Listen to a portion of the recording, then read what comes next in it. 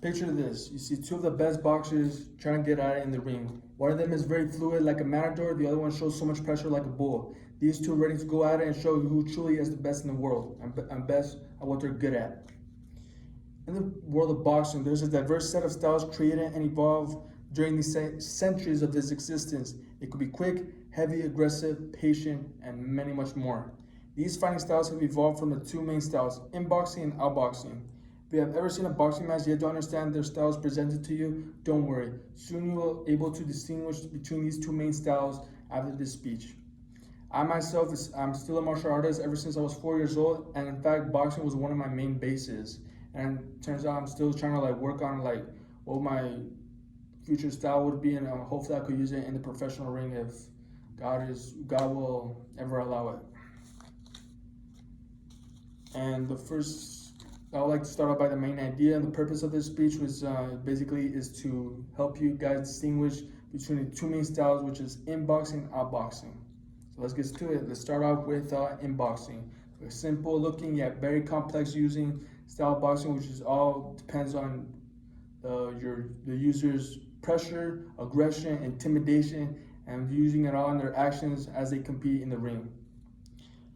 According to the site Evolve MMA, many boxers who are good at inside fighting were forced to learn how to fight at close range due to circumstances out of their control. These circumstances include short height, stocky build, and short arm range / wingspan. And despite people thinking that this is a difficult trait to handle in this sport, actually many users of inboxing were able to make it work and use it to their advantage, such as keeping pressure using their movements, quick movements, and having such a short, stocky build. They're actually more powerful than their opponent. And of course, since there's weight classes, they didn't distinguish how they look like. So someone that's 150 but is short, stocky build will obviously be more powerful and stronger than a small, lanky 150 pounder. And of course, one boxer I like to mention, probably the most popular and famous infighter of all time, is none other than Mike Iron Tyson, which, according to Britannica, Cus D'Amato taught Mike Tyson the peekaboo style, with hands held close to his cheeks and a continuous bobbing and weaving motion in the boxing ring that made his defense almost impenetrable, which while he's defending while he's attacking, and attacking while he's defending. And thanks to the peekaboo style, he's able to become the youngest heavyweight champion of the world and have many successful title defenses with a shocking record of 50 wins and 6 losses. And yes, basically the peekaboo style is probably the most prominent style of inboxing, as it's able to attack while defend and defend while attacking. And using that, it's able to basically use your movement, as I mentioned before, use your movement, use your pressure to your advantage, and basically take control of the entire pace of the fight and make it in your favor. While you're able to get sort of the idea of inboxing, I like to talk about its polar opposite, which is outboxing. The more fluid, the more flashy, the more elegant in a way, as it's more of a dancer in a way. And speaking of dancers, according to a talk show between Muhammad Ali, Sugar Ray Leonard, and Mike Tyson, Muhammad Ali directly states in this speech, "I was a dancer. I was a dancing boxer. I moved a lot and I wasn't that powerful and big, yet I was so fast." This is the entire idea of an inboxer, of an outboxer.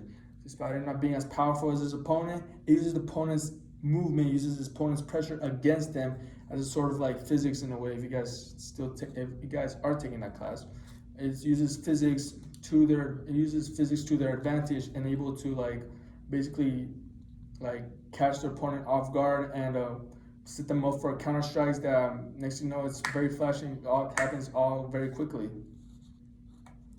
And according to Ringside, the best in inboxing and outboxing, like the inboxer style, the outboxing style is also determined and used effectively by the physique of the user. These traits include tall height, really long wingspan, small muscle frame. So unlike the inboxing style, which is all uses pressure using movement, this usually controls the pace using its actual physique, using its long arm range to keep the distance like a ruler to make sure that they get to hit and not get hit.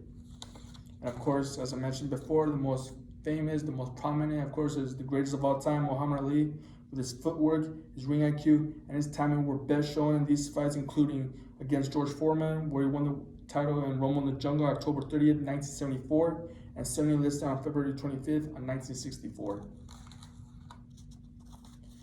And hopefully these ideas of boxing, these styles of boxing have grown, and despite its differences, despite its ups and downs, it created so many champions, so many powerful warriors that made so many heroes in our lives, and myself included. And hopefully, like next time you see a boxing match, try to just get a more closer look at it, distinguish like which type of style they're using, and like hopefully you like pay tribute to their styles, because you may never know what you might learn from those amazing types of athletes. Thank you so much for listening, and I hope you guys have a good one.